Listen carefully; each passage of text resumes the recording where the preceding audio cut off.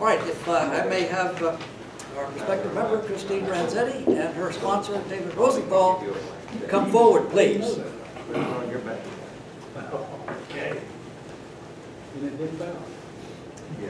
Christine, it is my great pleasure, on behalf of the Board of Directors and the members of the Rotary Club of Hampton Roads, to welcome you as a member. We welcome you not only for the fine fellowship that we will share, but also for your strong arm that will help us carry out our projects to make our community, our country, and Phil Jones, and the world a better place to live. Oh, it's going to be a while. Why don't you just take that seat beside me?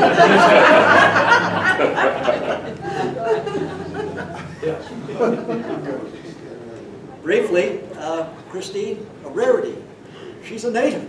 She was born in Norfolk. Graduated from Salem High School and got her Bachelor of Science in Finance from Old Dominion University.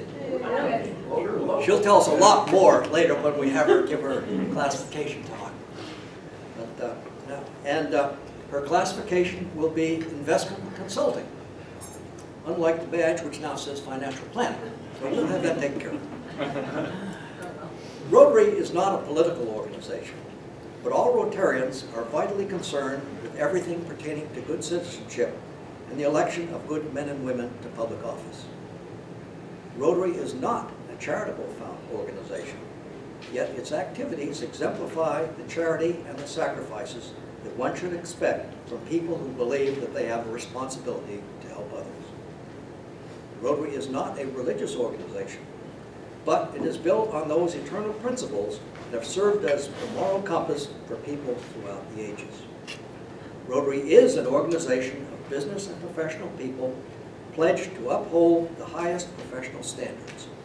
Rotarians believe that worldwide fellowship and international peace can be achieved when business and professional people unite under the banner of service. Fellow club members, will you please stand for the delivery of the charge? As I deliver it, I would ask us all to think about whether we are carrying it out ourselves as Rotarians. Christine, I charge you to judge yourself by the four-way test of the things we think, say, or do. First, is it the truth? Second, is it fair to all concerned? Third, will it build goodwill and better friendships? And fourth, will it be beneficial to all concerned? Members may now be seated. David, as Christine's sponsor, will you please present her with her lapel pin and name badge?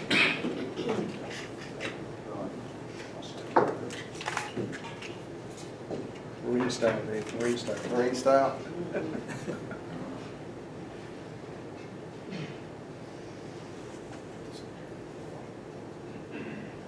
As you will know, she now gets the blue badge, but with a red ribbon attached to it, which indicates that she is a newer member. That helps us all in identifying and, again, making an effort, special effort to become acquainted with our newer members. We have 2 or 3 others that still have the red ribbon as well. And it is also my pleasure to have our membership chair, Phil Jones, present you with this folder of information. I know you already have a fair amount of stuff already. You probably poured through it and got it all memorized. But there's a bit more there. This is more of the Rotary International stuff. You have the local stuff. But one of the previous items that you were given, I believe, was the ABCs of Rotary. And I would suggest that you flip through that and become familiar with that. It has a nice little brief summary of many of the programs and activities and things having to do with Rotary. And you also have received, I think, a sort of a checkoff list. In your little orientation briefing that you'll receive from Phil and Mary, they'll talk a little bit more about that. But the idea is to complete that, again, to enable you to be more familiar with what we do and how the club operates. Fellow Rotarians, let's give a warm Rotary Club of Hampton Roads welcome to our new member, Christine Ranzetti.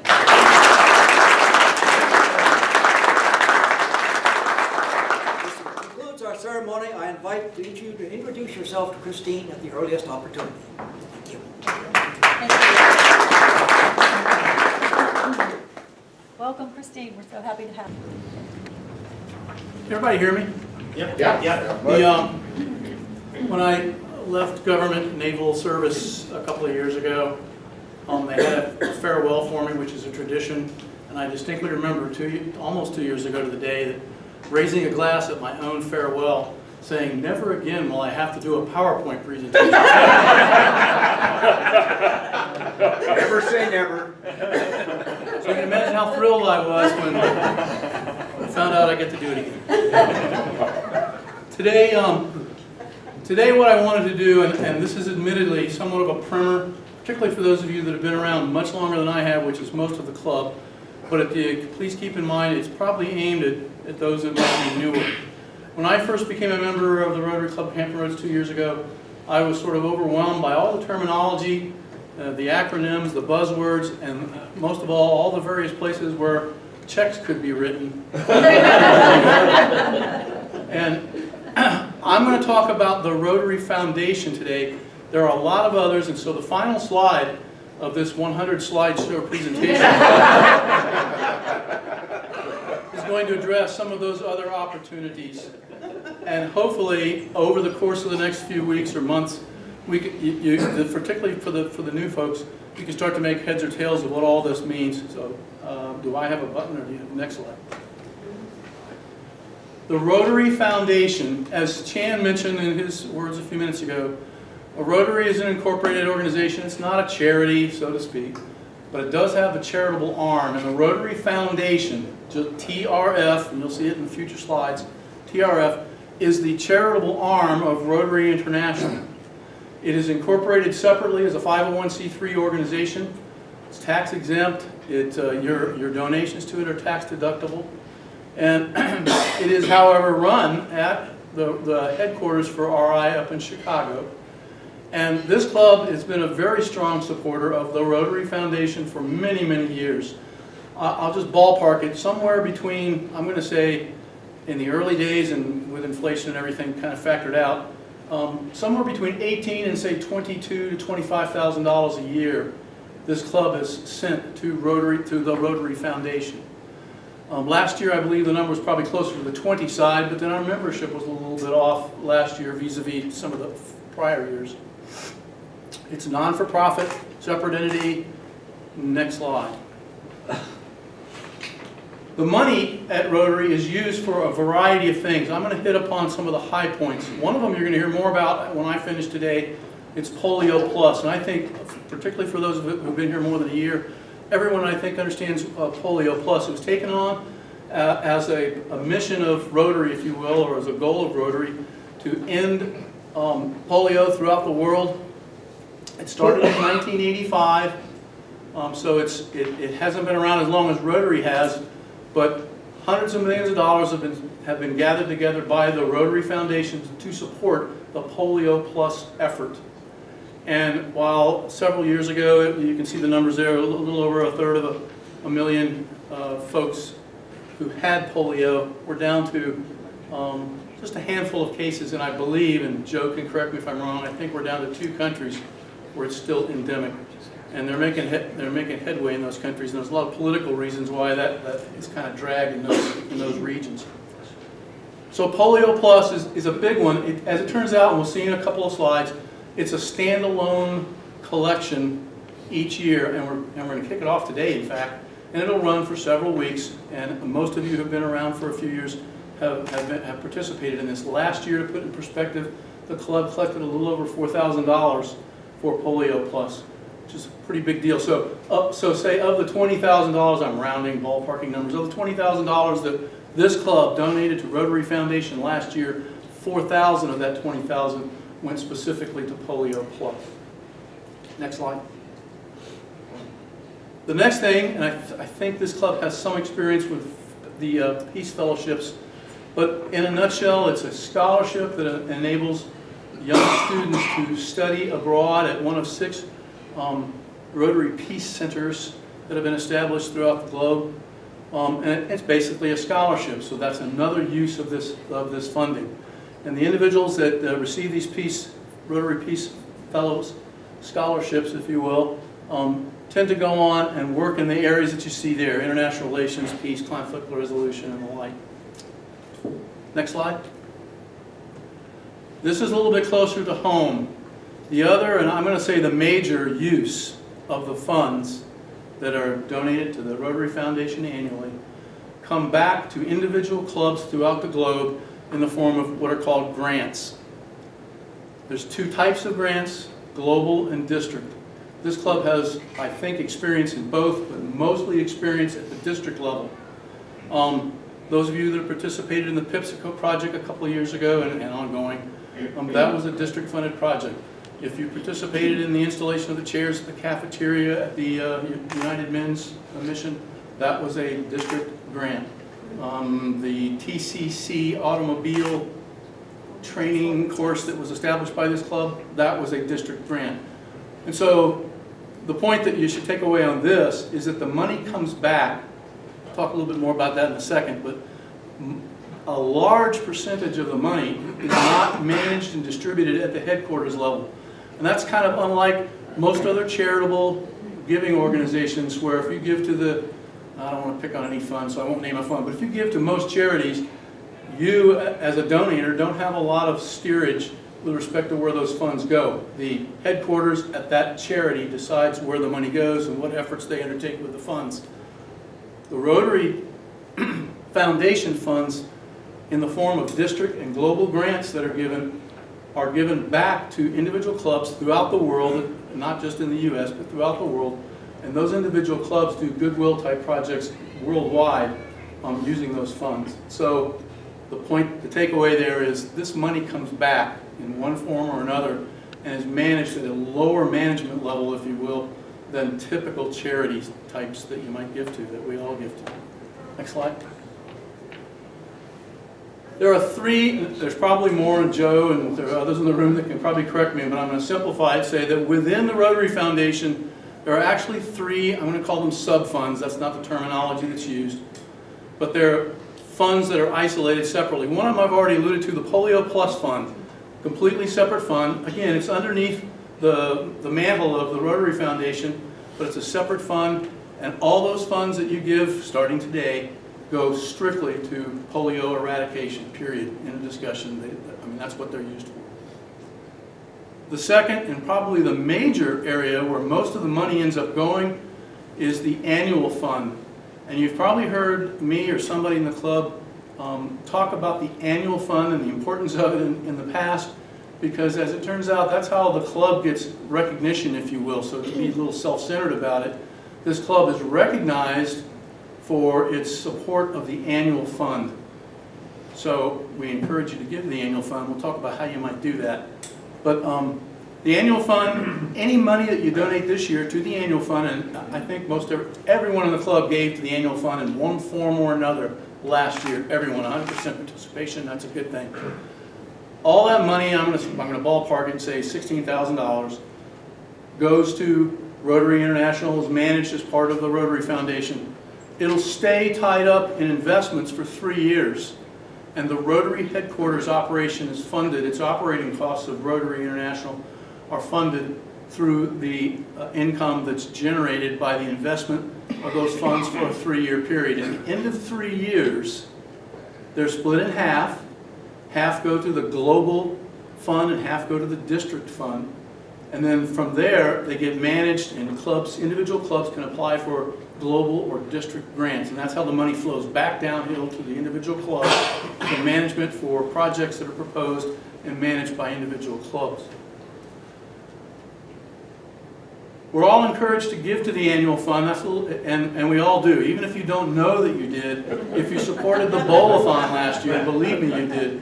Because, and I think we've mentioned this before too, roughly 50% of the bowl-a-thon net goes to the annual fund of the Rotary Foundation. The other 50% supports the local charities that we voted on several months back.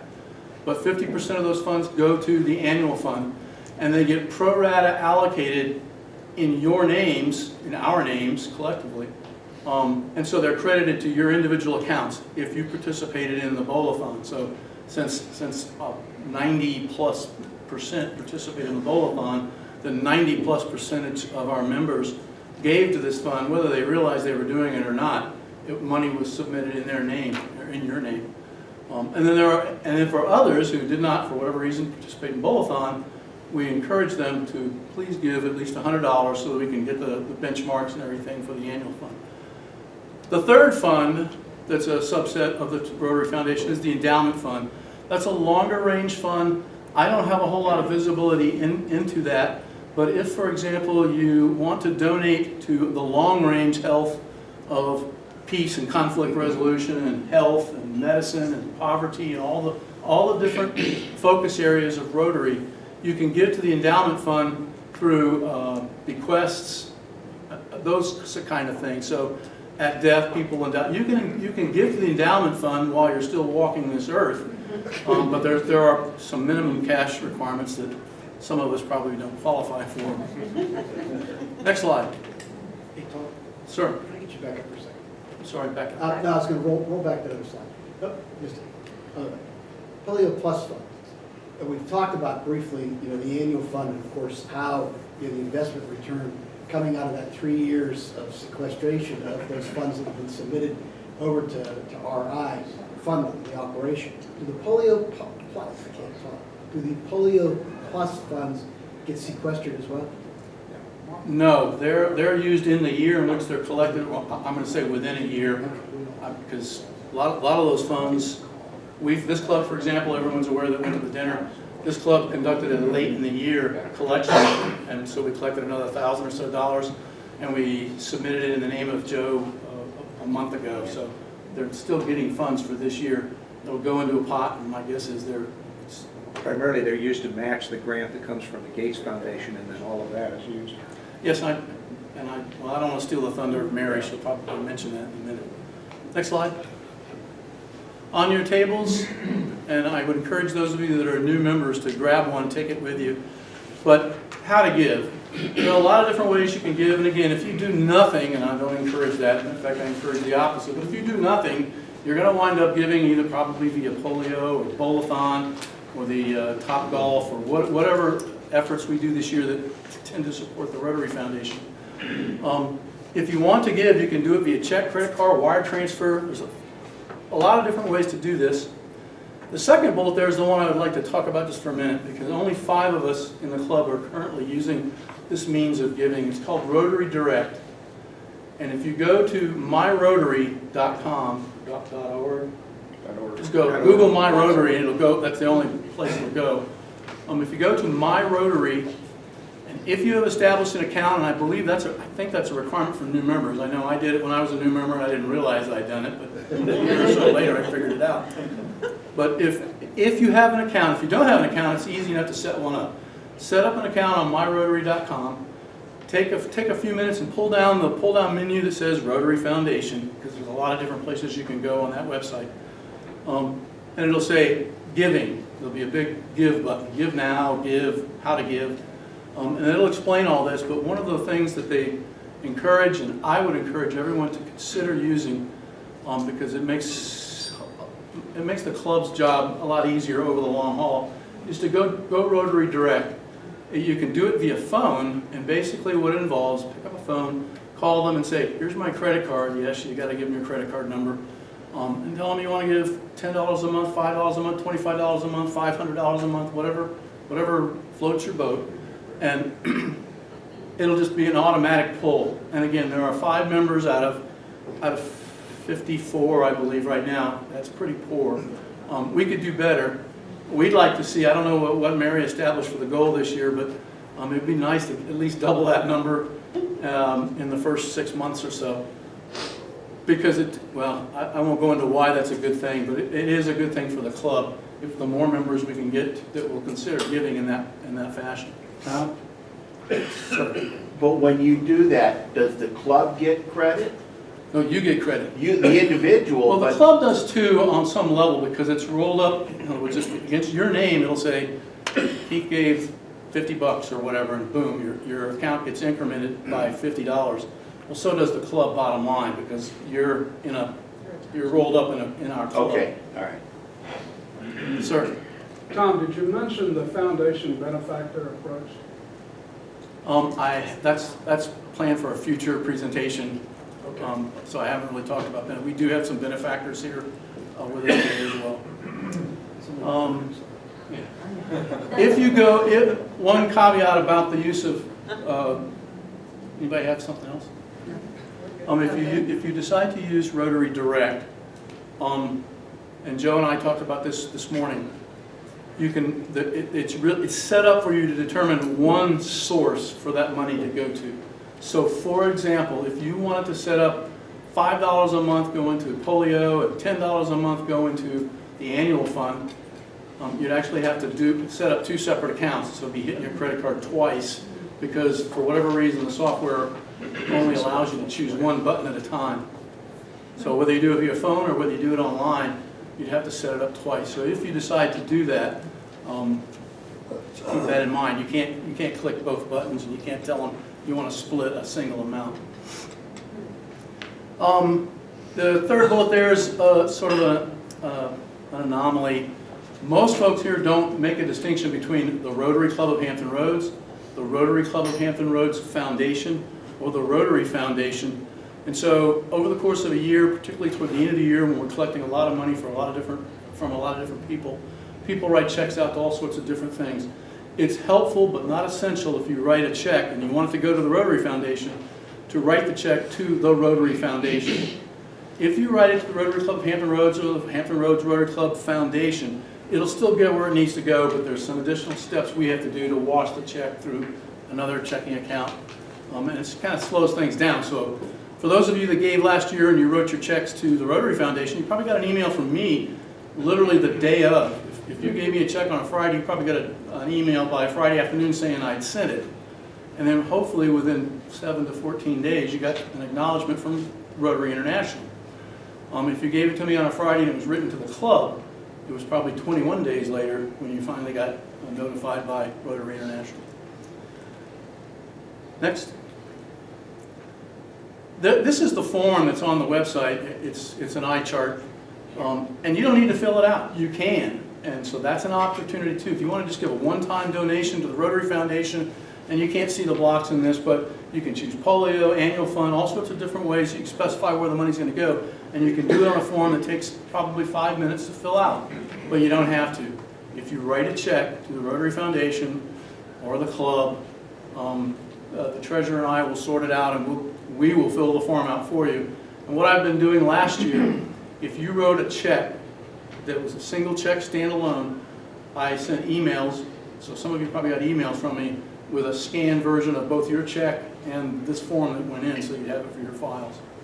Next slide. There are recognition opportunities that accrue to the club and the individual. This slide kind of covers those opportunities.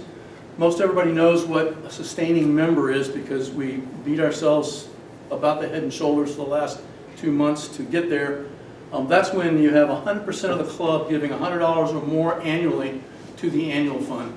So for those of you that I was tracking down in May, begging for $74.12, it was to bring your total amount up to $100 so that we could get credit for you in that fashion. The Paul Harris Fellow Program, that's for anyone who gives an accrued amount. You can give it as a one-time gift if you want to, but it's an accrued amount of $1,000 or more. And then the majority of the club right now, every increment of $1,000 above that, you get an upgraded pin that adds either sapphires or rubies and so forth, so you get recognized for that. Major donors, we have major donors within the club. I don't think we have any Arch Clump Society. If I'm wrong, somebody correct me, Arch Clump members. We do have a lot of benefactors. If you inform the Rotary Foundation that you provided for the Rotary Foundation in your will, you will automatically, I don't even think they require that you provide the documentation. I think it's an honor system thing, but they will list you as a benefactor. And then I guess on the day you pass, they come looking for your the Bequest Society is much the same way. I don't think we have any members of the Bequest Society. Yes, we do. Yeah, we do? Yes, we do. Paul? Okay. Well done. The reason I say I don't think is after a certain level, the club leadership stops having visibility into what you've been doing. Now, if you're on the benefactor list, I could probably pull that report and it would show you. But on the normal reports that we pull on a monthly basis, once you get to a certain level, it sort of maxes out on the report, and the club has no further identification of what you might or might not have given in the subsequent years. The club can also be recognized, and I think we're going to get a couple of these this year. The first one you see at the bottom there is 100% TRF support. As long as everybody in the club gave at least $1, gave a money amount to the Rotary Foundation during the year, the club gets 100% TRF support. The 100% every Rotarian every year, that's what it used to be. Last year, the definition of that was everybody gave a penny to the foundation. This year they upgraded it, and it's sort of what the sustaining membership was in prior years. It's 100% of the club having given at least $100 per capita, or per person, sorry, not per capita. And then the top 3 per capita and annual fund giving. On your tables, you can kind of see the per capita. This year's figures are not on there yet because they haven't finalized, but you can see that our figure in the year before this past year was around $392 per person, as I recall. So that's the per capita to the TRF. So the top 3 clubs in the district get recognized. I think the rest of your 99 slides we can add to our Sure. to our next event. Okay, I'll finish that last slide, the last 99 slides. I so appreciate him putting this together because I know that for me it was a mystery.